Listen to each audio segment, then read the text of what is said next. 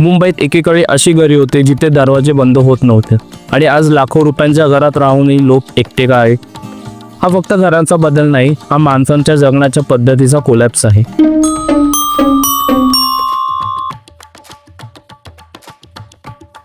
मुंबईच्या इतिहासाची पानं चाळल्याशिवाय या शहराचा आत्मा आपण समजू शकत नाही.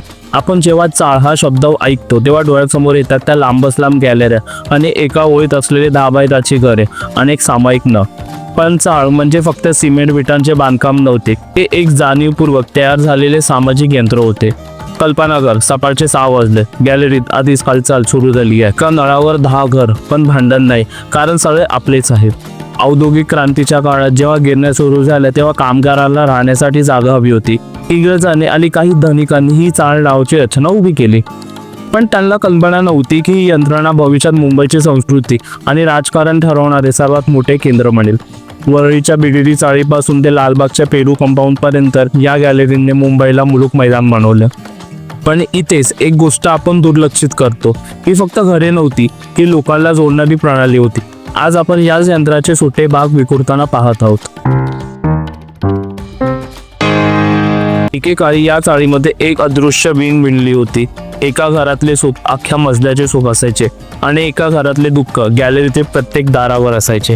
लालबागच्या एका चाळीत एक आजी रोज गॅलरीत बसायची. तिचे स्वतःचे असे कोणी नव्हते, पण त्या गॅलरीतले प्रत्येक घर हे तिचे होते. आज 1000 स्क्वेअर फीट मध्ये राहणाऱ्या कित्येक लोकांकडे अशी गॅलरी आहे.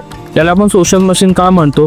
कारण इथल्या रचनेमुळे खाजगी असे काहीच उरले नव्हते. सामायिक शौचालय आणि पाण्याचे नळ हे फक्त गैरसोय नव्हती, तर ती माहितीच्या देवाणघेवाणीची केंद्र होती. ते चर्चा व्हायच्या, तिथेच पुढच्या आंदोलनाची रूपरेषा ठरायची. आता नीट लक्ष द्या, कारण इथून सगळे बदलायला सुरुवात झाली. डॉक्टर बाबासाहेब आंबेडकरांनी जेव्हा विषमतेविरुद्ध लढा पुकारला किंवा अण्णाभाऊ साठे यांनी जेव्हा शाहिरातून क्रांतीचा विचार मांडला, तेव्हा ही चाळ त्या विचाराला झेलणारे पहिले मैदान होते.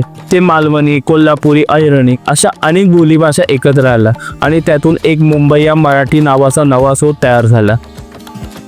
चाळीने माणसाला कधीच एकटे पाडले नाही, उलट माणसाला समाजाचा एक भाग म्हणून कसं जगायचं हे शिकवलं. आज आपण या इतिहासाच्या एका वळणावर उभे आहोत, जिथे जुन्या चाळी जमीनदोस्त होत आहे आणि तिथे आकाशाला भिडणारे उंच टॉवर्स उभे राहत आहे. पण इथे एक अनकम्फर्टेबल प्रश्न आहे. आपण याला डेव्हलपमेंट म्हणतो, पण विकासाची किंमत काय? चाळीत दरवाजे उघडे होते, आज दरवाजे बंद आहेत आणि प्रोफाईल्स ओपन आहेत. पूर्वी लोक एकमेकांच्या आयुष्यात इन्व्हॉल्व होते, आज फक्त इंस्टाग्राम स्टोरीमध्ये. आज माणूस 10 बाय 10च्या खोलीतून निघाला आणि 1000 स्क्वेअर फुटाच्या फ्लॅटमध्ये गेला, पण त्याच वेळी तो गॅलरीच्या संवादापासून कायमचा सुटला. मोठे घर मिळाले, पण घर पण हरवले. आज मॉडर्न ट्रेड आणि चकचकीत मॉल्सने आपली खरेदी करण्याची पद्धत बदलली, तसेच फ्लॅट संस्कृतीने आपली जगण्याची पद्धत बदलली. आता आपल्याकडे प्रायव्हसी आहे, पण आपल्या शेजारी कोण राहतो हे जाणून घेण्याची ओढ उरलेली नाही. आज सिक्युरिटी आहे, पण सेफ्टी नाही.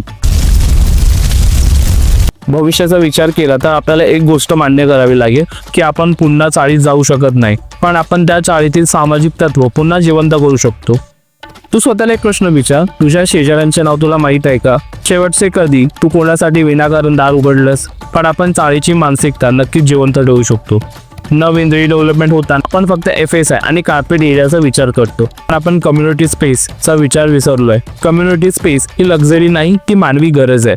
जर आपण फक्त राहण्यासाठी डबे तयार करत राहिलो तर आपण फक्त एक असा समाज घडवू जो तांत्रिकदृष्ट्या प्रगत असेल पण सामाजिकदृष्ट्या अपंग असेल.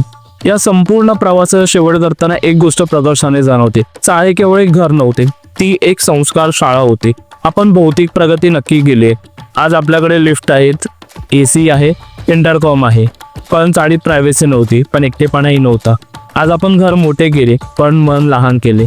आज आपण एक मोठ्या भावनिक प्रश्नासमोर उभे आहोत. मुंबईतल्या घरांचे आकार वाढले, पण माणसाची मने आकसली. फ्लॅटच्या दरवाजाला जेव्हा आपण आतून लाईक्स लावतो, तेव्हा आपण फक्त चोरांना बाहेर ठेवत नाही, तर आपण आपल्या हक्काच्या माणसांनाही बाहेर ठेवतो.